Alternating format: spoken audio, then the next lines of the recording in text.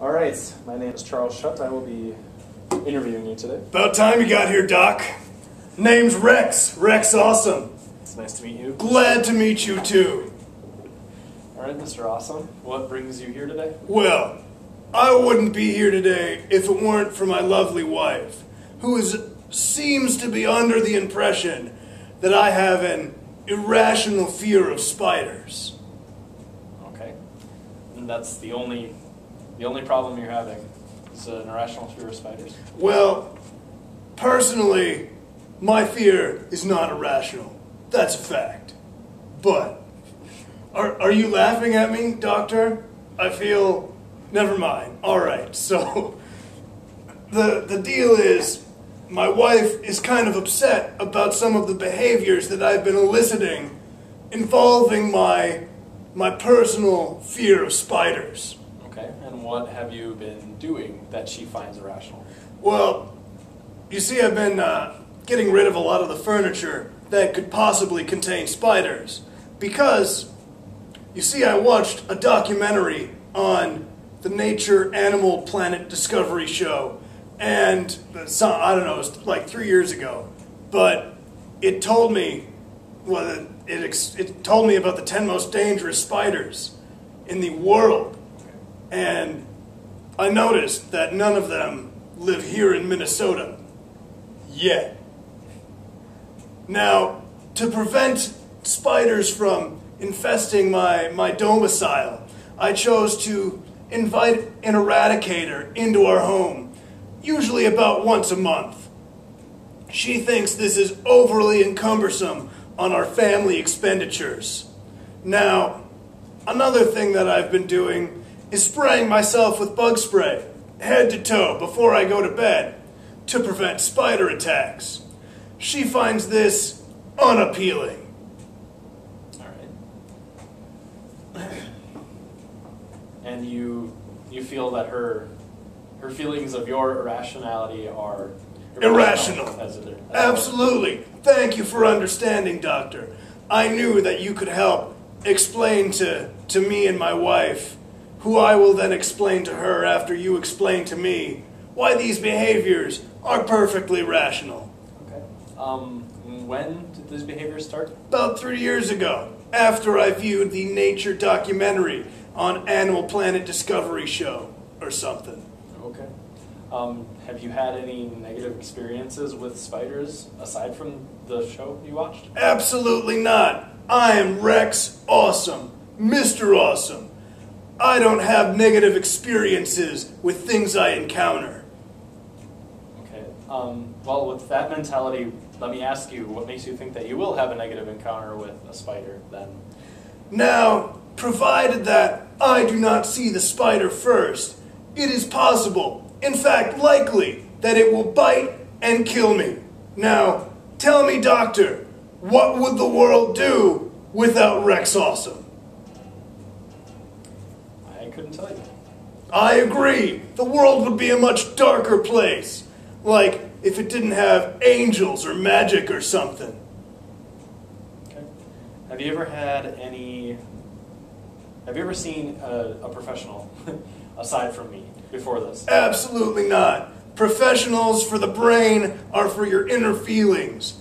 I am perfectly attuned with my inner feelings. Dr. Thomas. Dr. Thomas, good to see you. All right. Are you guys videoing? We are currently in the middle of a diagnostic interview. The rest of the club is upstairs. We'll be up shortly. Thank you very much, Dr. Thomas. All right, so,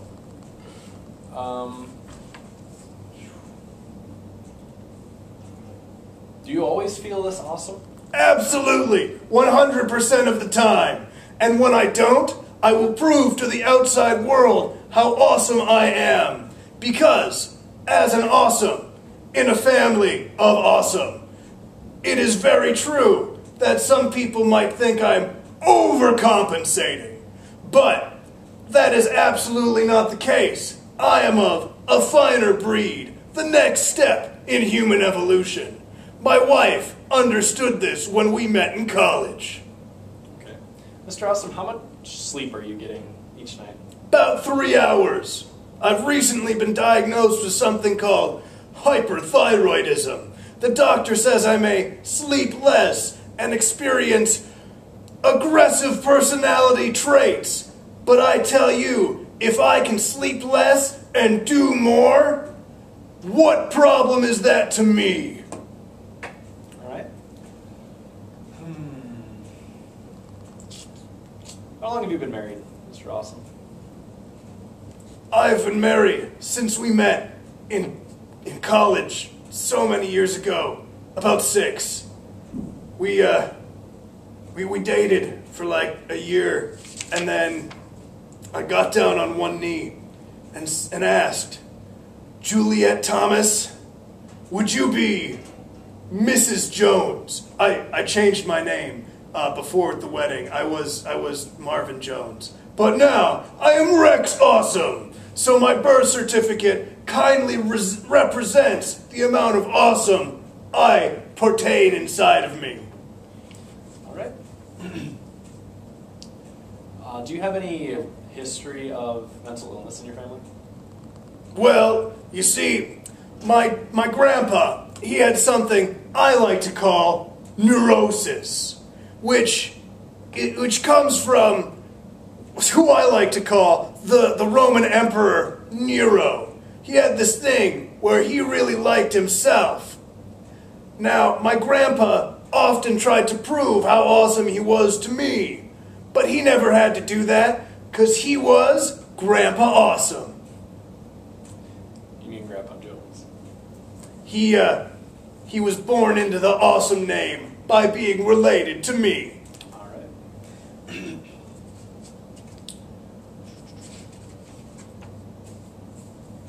Okay, how long ago were you diagnosed with hyperthyroidism?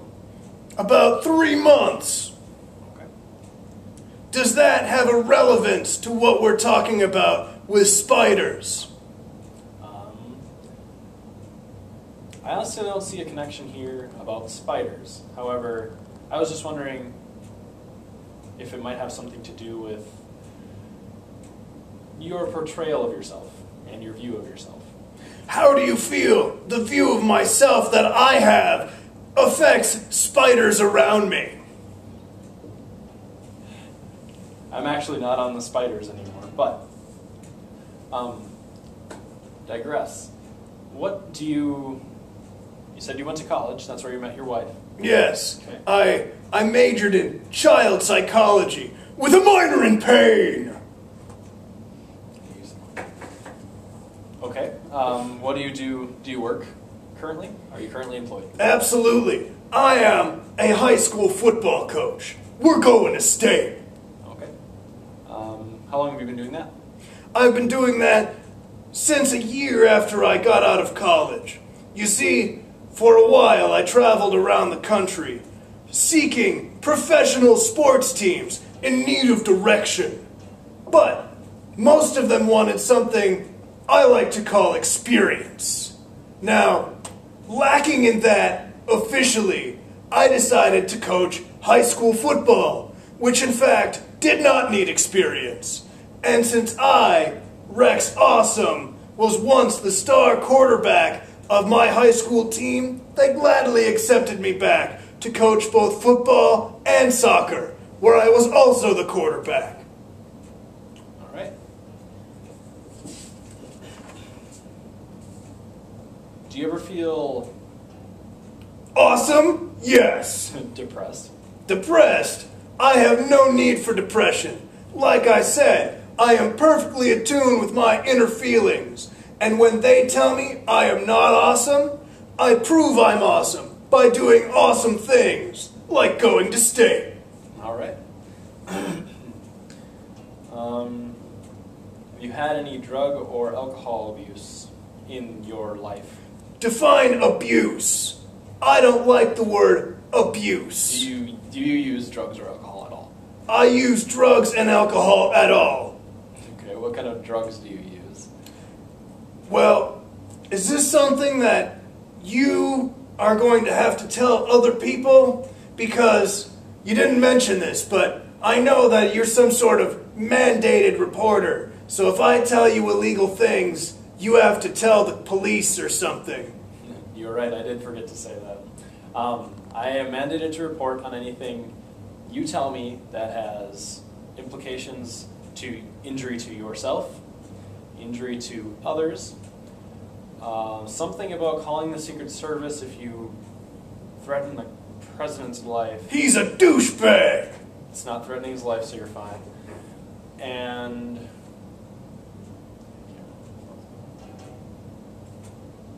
Probably something to do with vulnerable adults. yeah, that's probably it. Any abuse towards children or vulnerable adults. Yep. But otherwise, no, I'm not. I am not allowed to say anything outside of our sessions together, except by a jury, a summons. Can't remember what the hell it's called now. Now tell me, Doctor, what was your initial question before we got off on this ridiculous tangent about laws and things? I don't recall. It was, your drug and alcohol use. Oh, right. Well, you see, I drink on weekends with the guys sometimes, but that's at the bar. But me and the guys, we also have another habit, you see. We take these things that I like to call steroids, and we put them in energy drinks, and they help us become more awesome. All right. How often do you drink, would you say? Weekends. Okay, just weekends? All right, how often do you use steroids? At the regular interval at which one would use steroids to achieve proper outcomes. All right. So per instructions. Then. Per instructions would be an appropriate way to define my use of steroids. All right. Mr. Awesome, do you follow any cultural, I don't want to say abnormalities, is there anything in your home culturally that you wouldn't see in someone else's home? We, my family, the Awesomes, are Buddhists. Okay. It's good to know.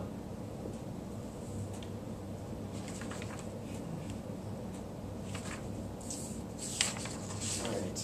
You said you're sleeping 3 hours a night, correct? Absolutely. All right. Tell me about your appetite. My appetite? I eat like what I like to call a pig.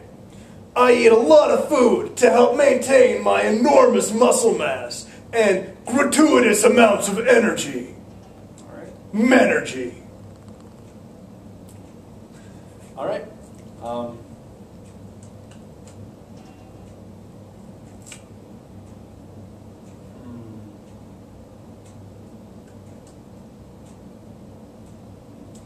And you've really just felt this good about yourself since before getting married? Since always. Since always, okay. And there's not any time that you can think of that you didn't feel this awesome? I don't like to talk about times I don't feel awesome, Mr. Doctor, because those are times at which I and my inner feelings are at conflict, at war, so to speak. But I make sure to pound them into submission with conscious thoughts and exercise, which is healthy for the mind and the soul.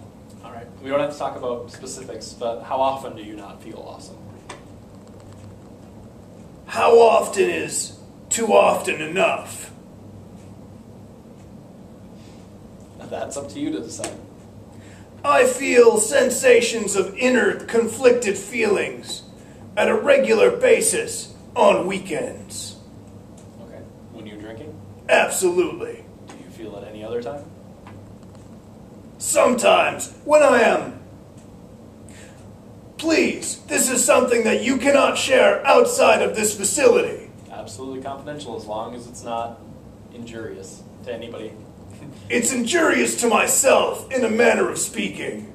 Okay, well, I'll let you know if you go too far and if I'm mandated to report. I am unable to perform sexually at certain times with my wife.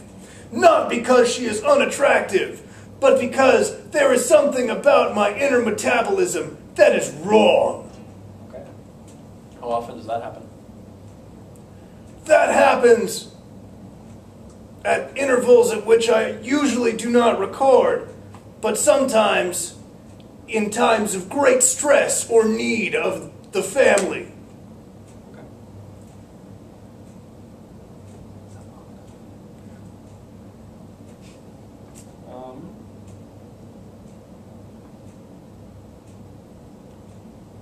Do you like your job?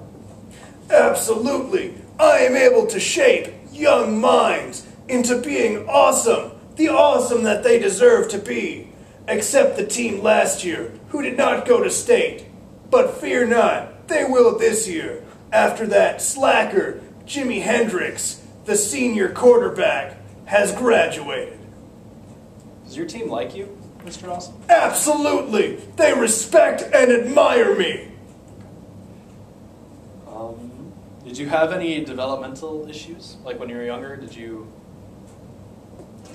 was there anything you didn't develop as quickly as other children? I have a large penis, if that's what you're asking. That's not what I'm asking. Then please define what you're asking more clearly. Did you reach milestones as quickly as other children? Reading, writing, potty training, anything like that? My teachers in school seemed to think that my performance was not adequate. Same with my father. But I was quick to point out that the grades I received were of a passing nature. Okay. Tell me about your father. My father is what I like to call a nerd.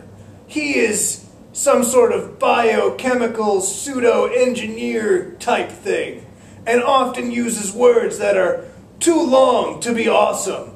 So I choose to prune them from my vocabulary. All right. But do you have a good relationship with him? Absolutely. Sometimes he comes out to drink, and I tell him how nerdy he is. He likes it. Okay. How often does your father drink? Not often. Usually a very seldom amount per year. Okay. And what about your mother? My mother is, how you say, no longer with us. It often makes me conflicted inside, but I am quick to wean those feelings away with exercise and power thirst. I feel like How would you like to end the session, Doctor? Well, I'd like to take some time to go over what you've told me, and I would like to see you back, say, same time next week. What would we be covering next week? We will look further into your fear of spiders and see where that stems from. Will you be able to help repair the relationship with my wife next week so we can absolve ourselves of these issues with spiders? That's a possibility. We'll say we'll do the first half with just you, and then you can bring your wife with, and we'll have a more couple-centered talk in the second half of our meeting. Understood. Good to see you, Doctor. I appreciate your opinions. All right, Mr. Austin, it was great seeing you. Absolutely. Good to see you, too.